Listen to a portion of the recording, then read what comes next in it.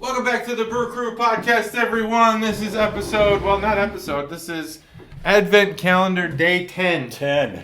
Day 10, we got Stone Xocoveza. I think that you pronounce the X's like that, right? I am so fucking impressed right now. Damn, dude. I just said the F word. Xocoveza. I just I said have the not F heard word. you swear very often. No, not on YouTube. Not on YouTube. Well, you have now. I guess I just did. I'm very impressed that you could even. I was going to ask you how the hell you pronounce that. I know that there's a resort in Mexico called XEC, or I don't know if there's an E in between XE and then carrot, and people call it X-Carret, but I think it's Zecaret or something like that, because I think that the X is pronounced Z, just like in the United States. Yep.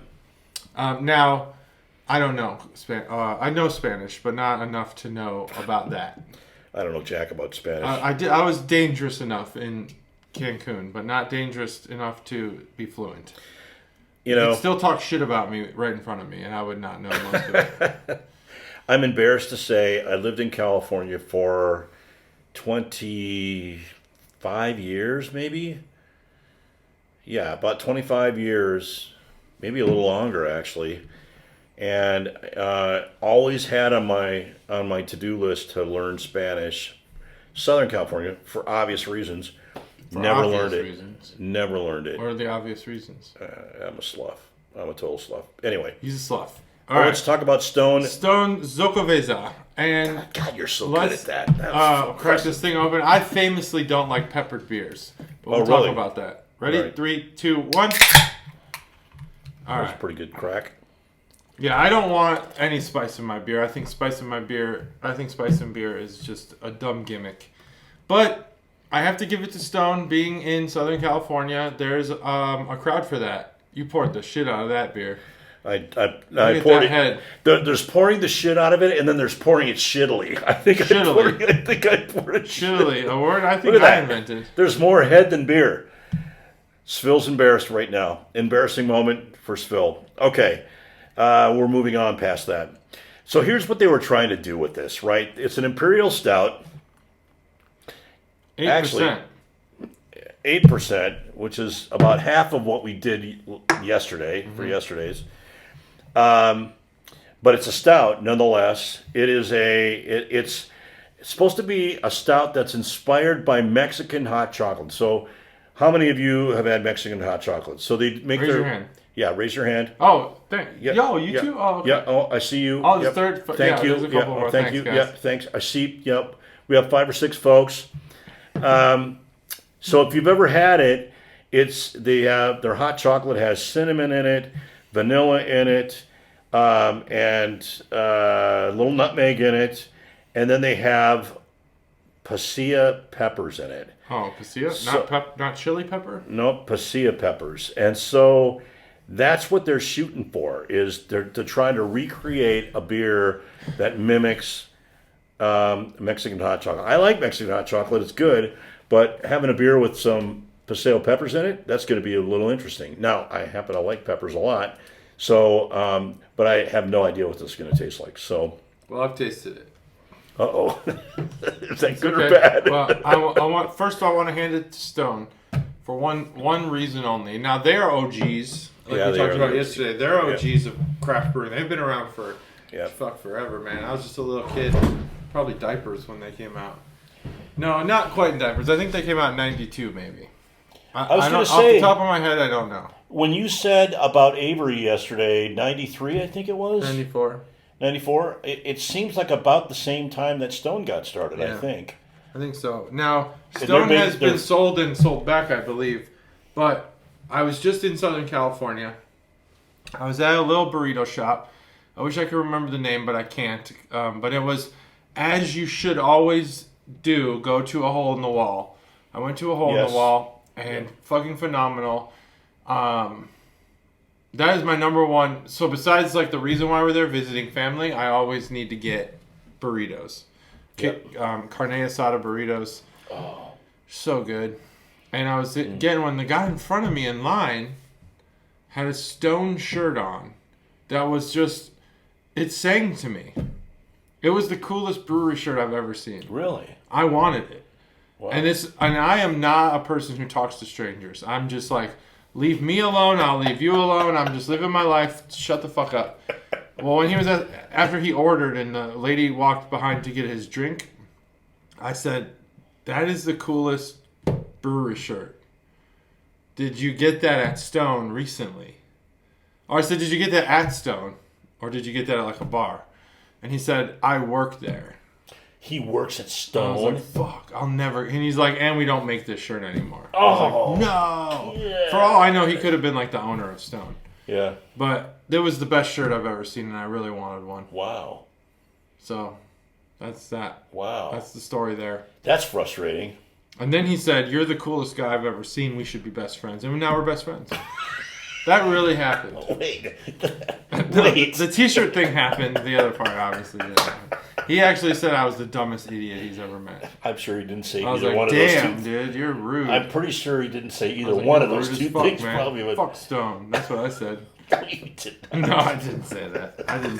There's been a lot of good Stone beers. Yes, there has. Stone and Metallica collaborated, and that beer was phenomenal. I remember. You remember that? Yep, I remember that. It was a great beer. And they have Stone IPA. That's a good beer.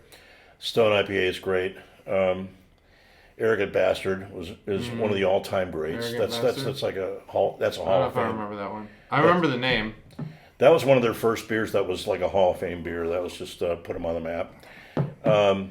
I lived for 21 years. Oh man, that's unfortunate. I know it is. Man. It was. You only lived for 21 years? I lived there in Southern California in the Carlsbad area, and then when I married Elena in the Temecula area. Juggalo Elena, of course. Juggalo Elena, yes. Juggalo Elena. Is she a Juggalo? No, I highly doubt it. I would love to see her Juggalo.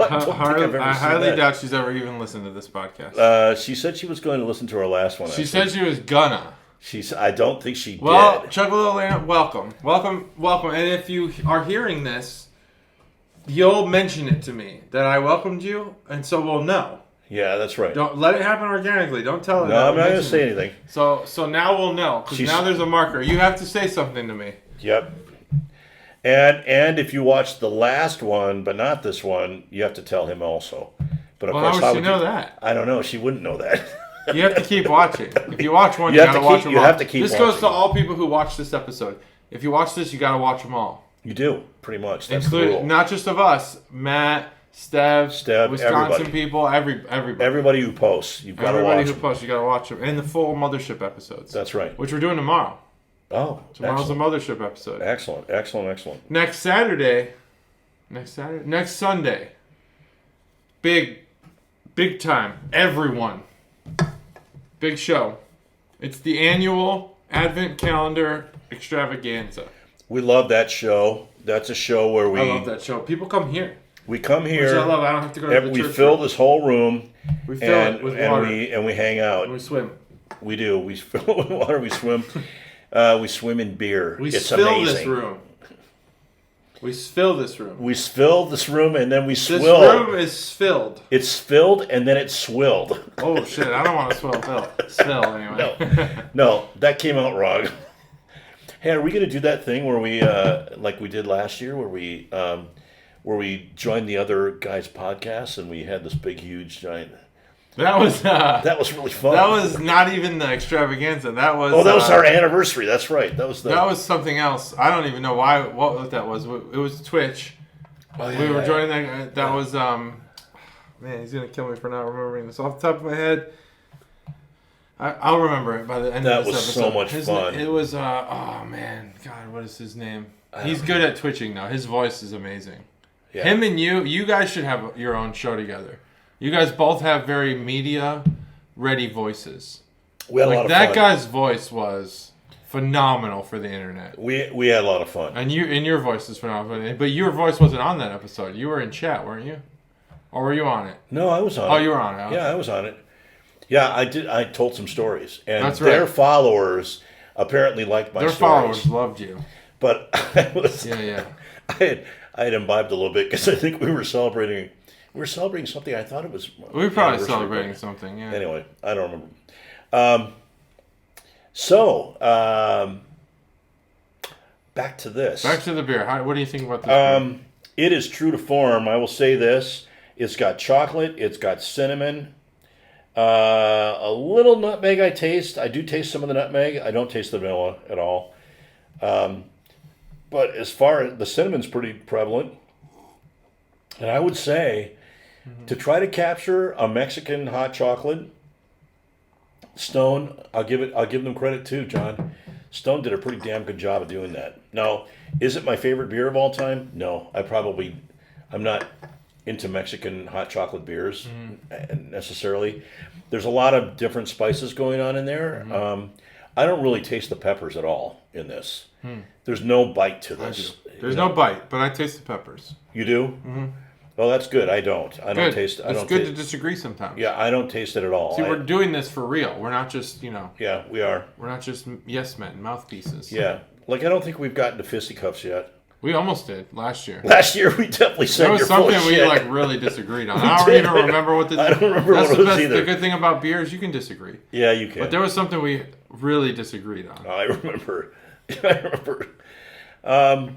So this is really different. This is a really different one. It's definitely not if you're a Stone brewery drinker, this is something very unusual. This is something very, very different.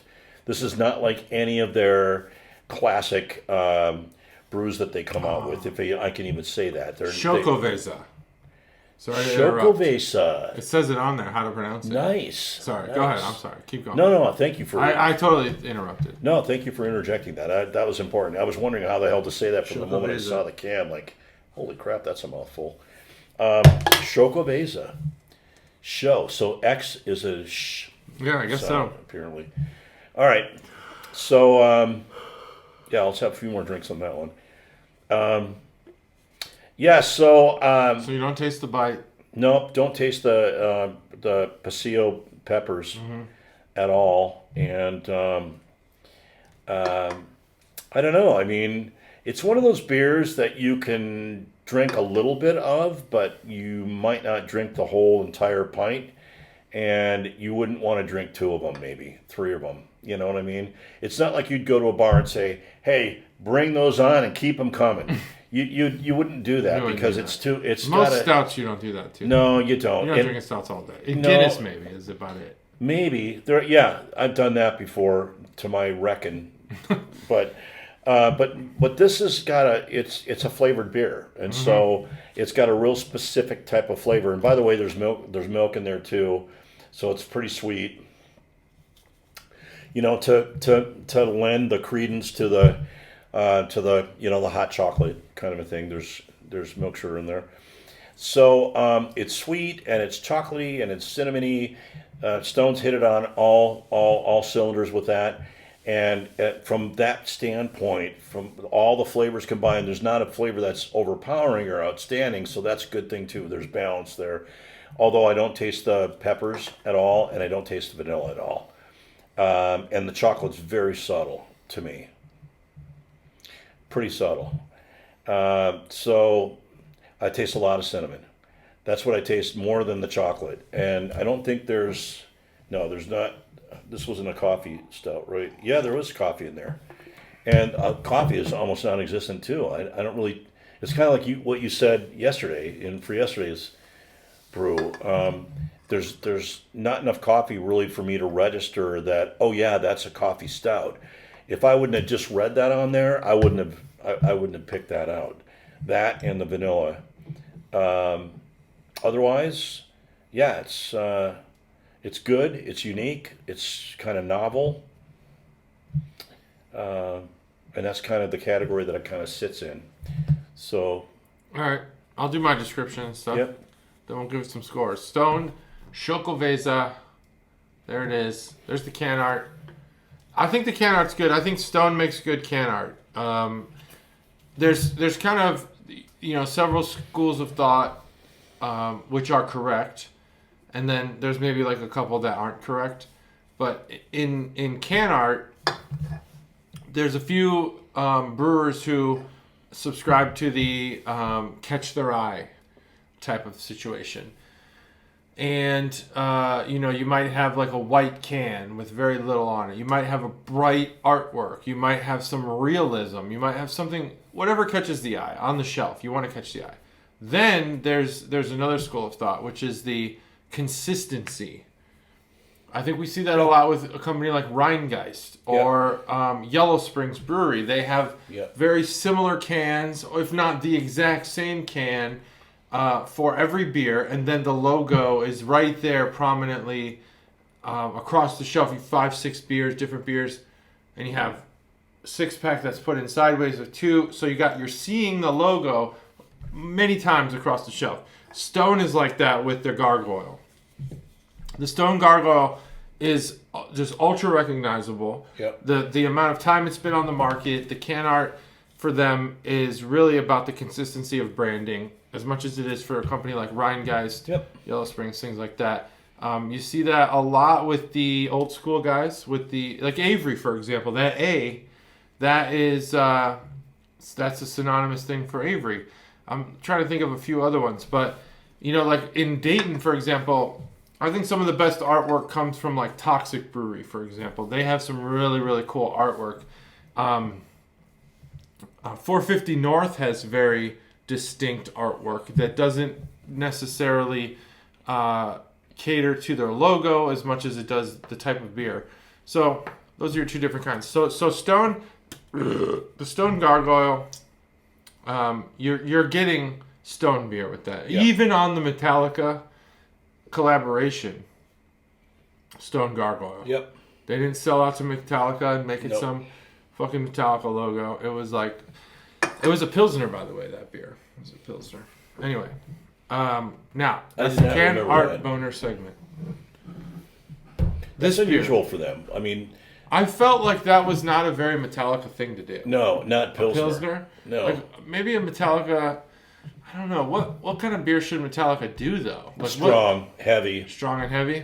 Yeah. Stout, then. Yeah, a stout or like a barley wine or something. Barley wine. Or maybe a Dippa, maybe something like that. Dippa? Yeah, I can see that. Maybe a West Coast. West Coast, yeah. Where are they from? Where's Metallica from? Are they from California? God, that's a good question. I don't know the answer to that. I don't know the answer to that either. We're just not Metallica, super fans or anything like that. Yeah. Anyway, sorry I interrupted you. No. I'm curious as well. I felt like Pilsner was... I think I even talked about this on the episode we reviewed that beer on. That I felt like Pilsner wasn't, like, cool enough. No. But then again, like, I have my opinions about Metallica. I think that James Hetfield is, rock and roll Hall of Fame material. Yep. I think that Lars Ulrich can eat his own asshole and go away and never come back. I'm just not a Lars Ulrich fan, but I grew up in... I mean, this isn't even about Metallica, this beer, but I have to talk about it now that I've started it. I grew up during the revolution of stolen music, and I know it's stolen. Everyone knows it was stolen music. It's not like we were like... It's not like we were like, what? We're stealing music? No, like, we all knew. But the gouging was...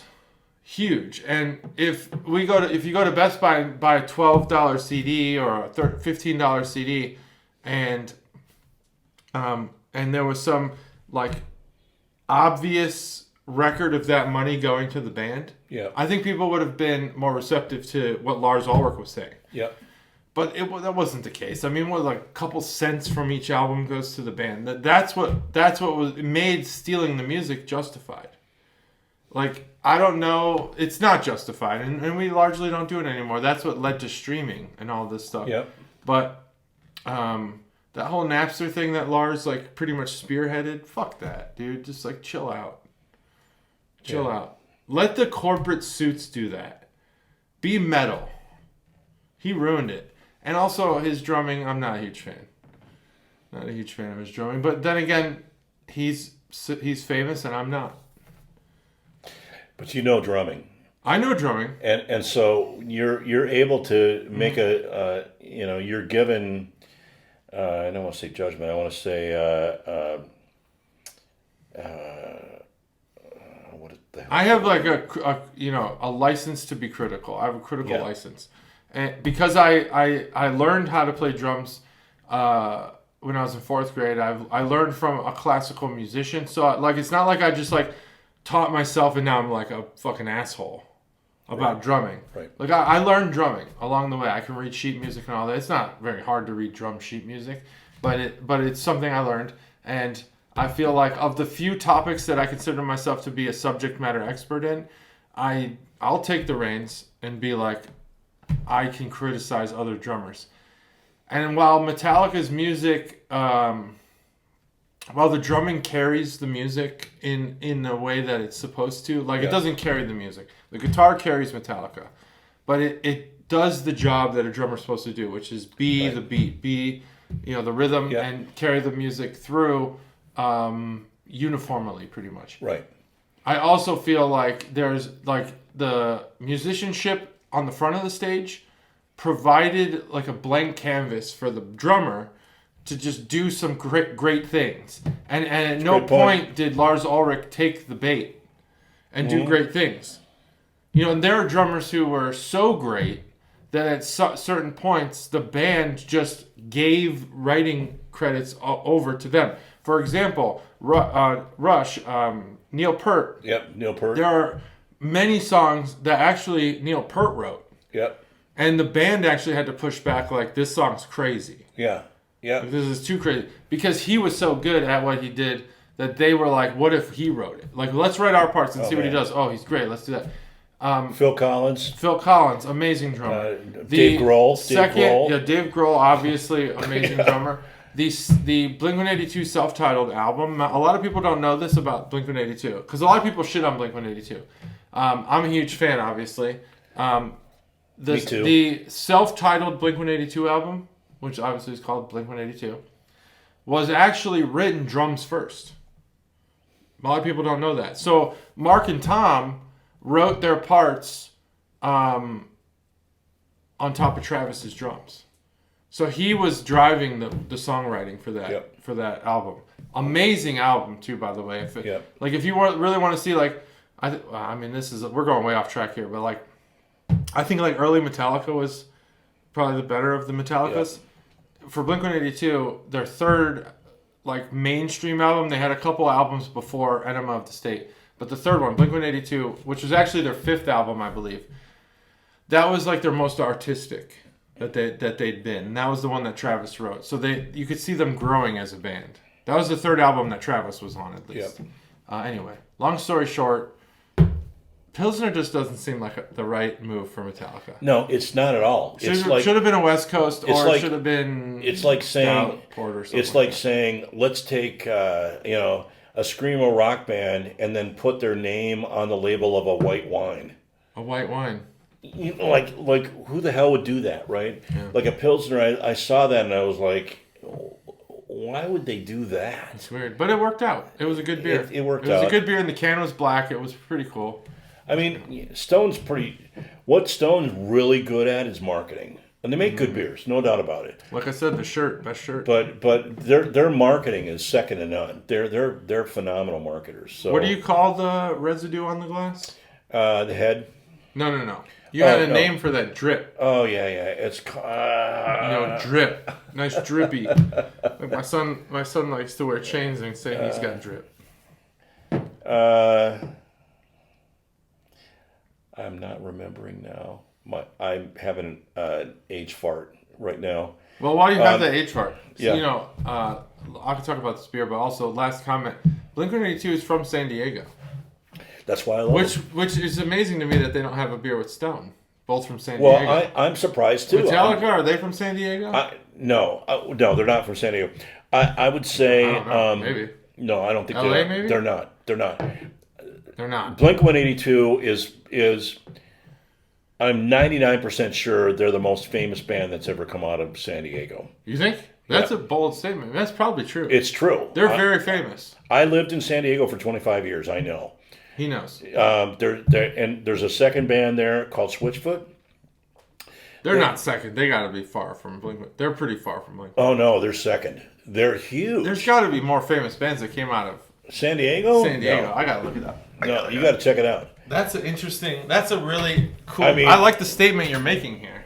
But because I mean, it's about number of albums sold and number of Grammys and all that stuff.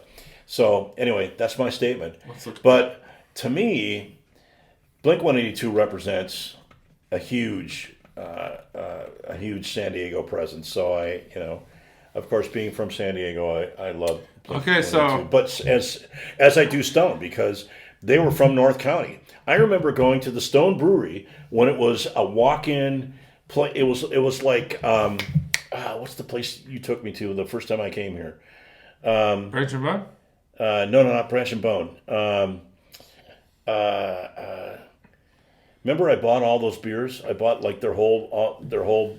Remember that? What was the name? Nowhere in particular. Yeah, nowhere in particular. That's what Stone Brewery looked like. Oh, wow. They were in a place like that before they built their own brewery and before they became really There's huge. a surprisingly low amount of famous bands from No, San there's Diego. not very many. So the top two bands, and I guess it could be argued that one you could argue for either Stone Temple Pilots and Blink-182 are the top two.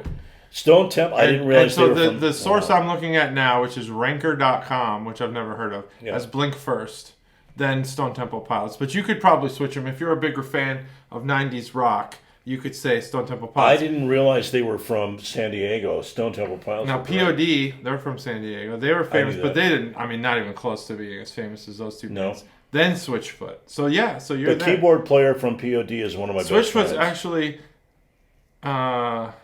best California rock bands. They're like I don't know. Oh no, they're number 3 most famous Christian bands. Did you know that? Number 3 most famous Christian band, Switchfoot. I knew that they were really high up there because they did a whole series of crossover songs and crossover albums in the 90s. So they crossed over. They went into they were on David Letterman, they were on Leno. They were on the mainstream charts. They weren't on just the Christian charts. So there's those guys, by the way, those Switchfoot guys, they came from my church. Their dad was my pastor at Northwest Calvary. Yeah. They're amazing guys. They're amazing musicians. I just heard their Christmas album. They just put their first Christmas. They've been around. They've been a band for 25 years, and they just put their first Christmas album out, and it was awesome, man. It was a mix of original and covers, and it was really good. But anyway. Yeah, I mean, it's got. But anyway, I'm my looking point at other was sources, and it's Blink-182 Yeah. pretty much across the board. Yeah, I mean, Blink-182 is. I did not think that they would have been the most famous band from San Diego. Oh, they are, but they by far. certainly are. By far. That is crazy. Anyone who lives in San Diego knows that, all right? Because everyone knows and hears and sees everything about Blink-182 all the time. It's really obvious. Everybody loves them there. They have a huge following there. Wow, that's just shocking. I'm trying to find other ones. No, they're the most famous from San Diego. Iron Butterfly is also from there, but I mean, come on, these bands didn't have as much. They didn't have as much. All right, so this beer, I do taste a lot of vanilla. You didn't taste the vanilla. No, I tasted cinnamon. Taste vanilla. I taste hazelnut. I taste interesting. An unintrusive pepper. Almost as if it's like a black pepper. Interesting. Almost. I don't like. It's not a spicy beer at all, so I'm happy with that.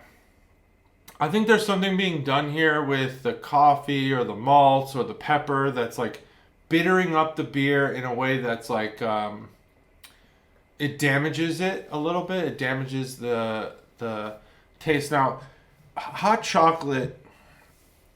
I have a love-hate relationship with hot chocolate because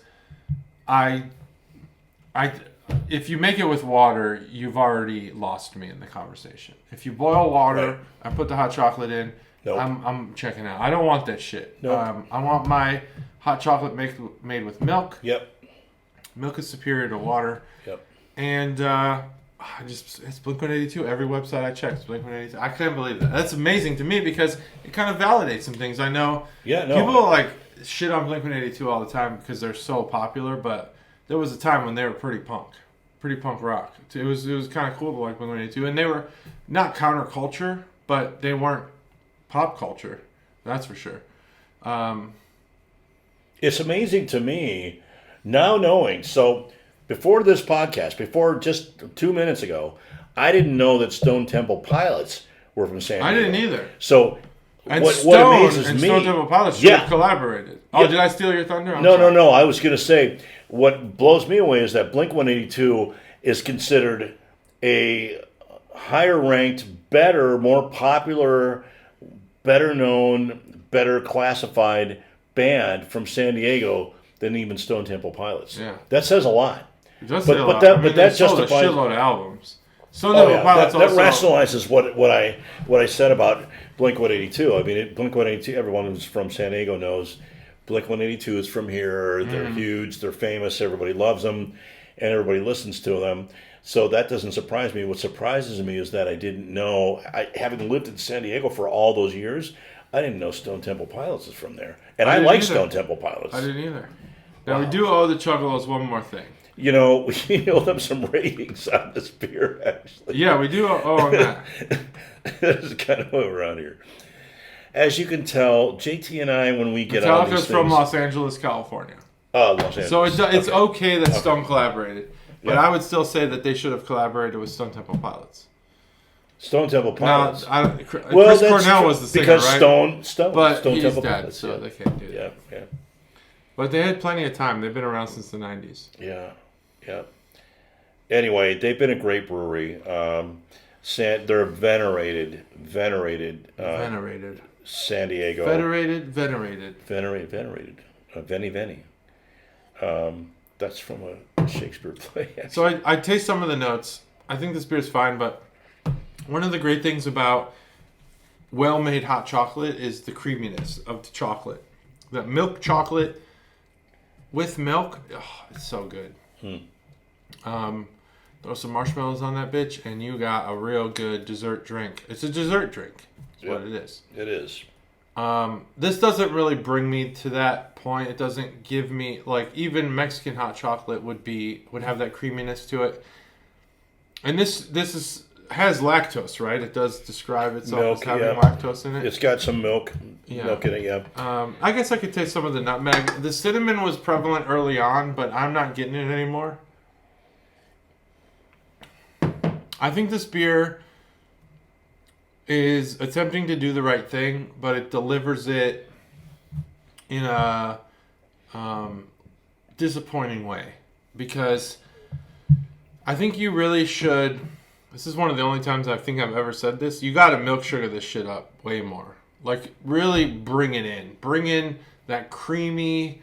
Maybe even nitro this beer.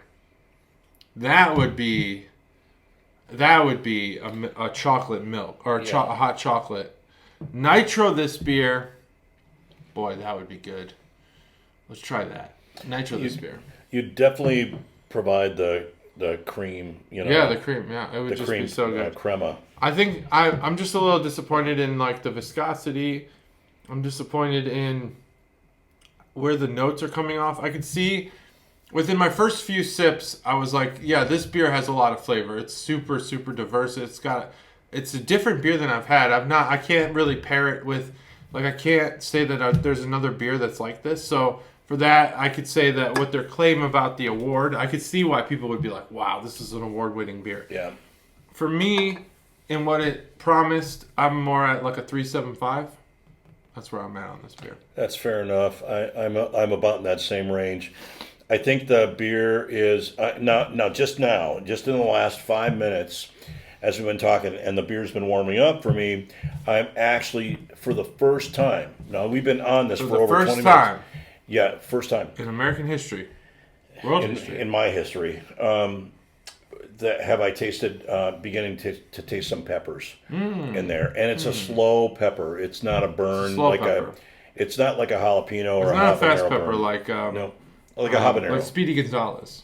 It's more like a slow pepper, like Pepe Le Pew. Yeah, thank you. Remember him? French. Yeah, Pepe Le Pew, French and rapist and canceled. Canceled.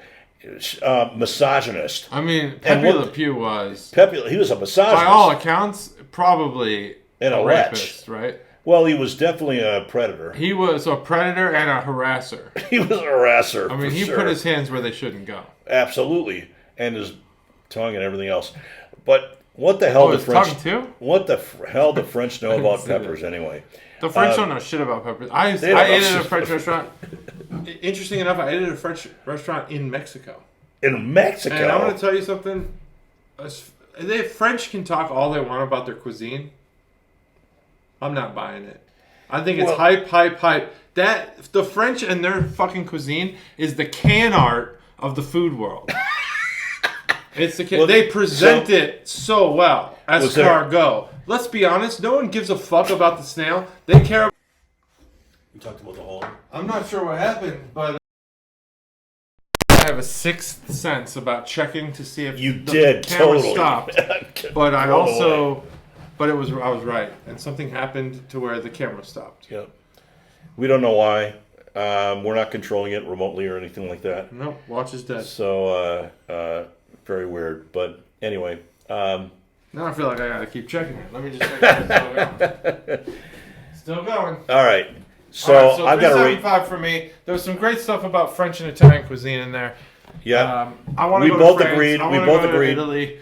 And Phil's gonna take me. He's gonna send me to Italy on his dime. So I'm gonna do it. We're gonna do it. Man. It's gonna be a giant Christmas present. It's gonna be 5 Christmas presents. Yeah, it's gotta be because it's expensive. It's gonna be. And I'm upgrading to first class on your credit card. Holy shit! And I gotta talk to Jan before. No, just kidding. I rate this as you said 3.75. I'm going to agree with you 100%. That's what 100%. The number I was landing on was 3.75 before he said that, because it's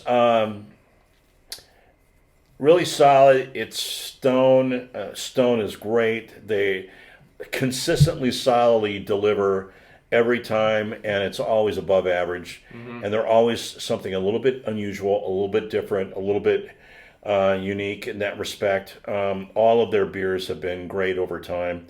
I've been a follower and a partaker and a consumer of their products for a long time. But on this one, I would have to say 3.75 because 3.75 on the positive side because it's so good, and it's sort of a fair representation, I think, of Mexican hot chocolate in a stout format with coffee thrown in there. But by the same token, I think it's got a lot of cinnamon in it. And even to the end, I tasted a lot of cinnamon. Every time I taste it, it's heavy on the cinnamon. I finally started tasting the Padilla peppers late in the game after it warmed up a little bit. I started tasting the coffee a little bit more when it warmed up a little bit. For the first 20 minutes, I didn't taste that at all. So it was kind of a late comer, a late bloomer, if you will. And for that reason, 3.75 for me. 3.75 across the board. 3.75. 3.75. Stone, you make good beer, but this one, it's fine. It won awards. They don't give a fuck what we think. It's Stone. They've been around forever. That's should. Though. That's day 10. They should care what we think, and hopefully they're watching. They should have given it to us first. Collaborate with Blink-182 and Stone Temple Pilots. And Stone Temple Pilots. That's it. That's day 10. Thanks for joining us. Catch us tomorrow when we do day 11 on the mothership. John and Matt, JT and Matt, back together. He's gonna have a field day with, he's gonna dunce cap teacher school me on getting these podcasts out on time. Oh, well. I mean, you've been better at it than me, I think. I've been way late. This has been the busiest December I've had probably in my 21 years of life that I've had on this. You've been traveling a lot, because I'm a real young man. It's just been so busy. I can't imagine a busier December. So I'll do it the best I can. It is what it is. And it's not fun if it's not fun. No, I'm still catching up. Just make it fun. I'm still catching up. I'm having fun doing it the way we're doing it. That's right. I've been having a lot of fun. The last 2 days have been great for me. I really enjoy doing podcasts with John. We actually end up generating a hell of a lot of content that has nothing to do with way more beer. content. So, but that's the best part. I mean, that's what a podcast is. People want to know. Yeah, people want to know. They're begging for it. They're asking for it. We're still dying to get into like pre-90s SFIL life. Oh, wow. And eventually, I mean, I don't know who is. Let's get into some like 70s, 80s SFIL. We got some life. Stories. We got what some kind of stories we got? Stories. We got a lot of stories. All right, we'll get to it. We'll get to it over the next 20 days. The 90s stories are probably maybe the most interesting stories because that's when SFIL was a brewer. Oh, shit. I don't know. There's probably some interesting 80s stuff in there. There's a lot of interesting 80s stuff. I want to know about Mullet's Phil. Mullet's Phil. What was he like? We'll find out in the next 15 episodes of the Brew Crew Podcast Advent Calendar. Thanks for watching. Join us tomorrow. See ya. Laters.